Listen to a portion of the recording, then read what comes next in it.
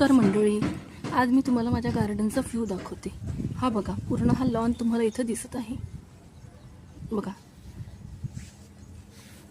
हे गार्डन आम्ही स्वतः हाताने तयार केलेलं आहे आणि रोज याच्यावरती मेहनतही घेतो. ओके, त्यानंतर आता मी तुम्हाला काही झाडं दाखवते. ही झाडं याआधी पण मी माझ्या व्हिडिओमध्ये तुम्हाला दाखवलेली आहेत, पण आणखी आता पाऊस पडल्याच्या नंतर बघा कशी झाली ती. हा मोगरा, ह्या मोगऱ्याला इतकी सुंदर फुलं आली आहेत आणि तुम्ही बघू शकता या ठिकाणी फुलांचा जो सुगंध आणि घेर त्याचा खूप वाढलेला आहे. मोठं फूल झालेलं आहे बघा. कळे त्याला भरपूर आहेत. याला काही खूप खाद्य देतो आम्ही असं नाही आहे, फक्त काही सिक्रेट्स असतात ते जरा लक्षात ठेवावे लागतात. ओके, हे पेरूचं झाड आहे. हे पेरूचं झाड इतके दिवस याने ग्रोथ अजिबातच केलेली नव्हती, छोटे छोटेच होते, पण आता बघा इतकं छान मोठं झालं आहे भर उन्हाळ्यामध्ये. हे पण आणि याच्या बाजूला पेरूचं झाड हे जे हे पण छान वाढलेले आहेत मोठे. आणि आणखी काल मी ज्या वेळेला इथे गार्डनमध्ये आले तेव्हा मला दिसलं की या पेरूला बघा या छोट्या छोट्या कळ्या धरलेल्या आहेत आणि त्याच्यामुळे मला इतका आनंद झाला की सांगू शकत नाही. खूप भारी वाटलं.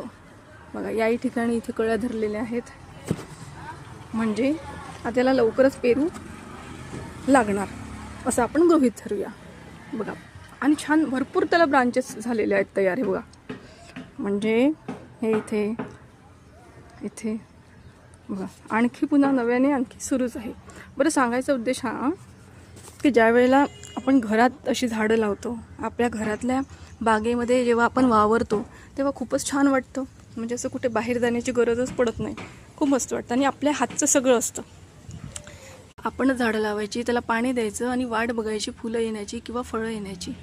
ती आल्याच्या नंतर जो काही आनंद होतो सांगण्यासारखा नाहीच आहे.